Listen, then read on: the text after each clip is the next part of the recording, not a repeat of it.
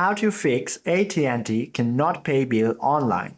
To fix the AT&T cannot pay the bill online issue, first of all, try checking your Wi-Fi network if you have a strong Wi-Fi connection or not. If you don't have, simply switch to mobile data or a better network connection. And also make sure to turn off all the VPN services if you have turned it on.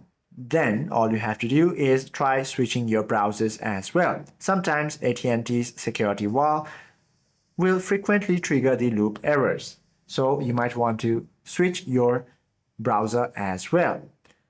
Or what you can also do is simply tap on this lock icon right next to the web address, then tap on the cookies and site data option, then clear the unwanted data from the website itself.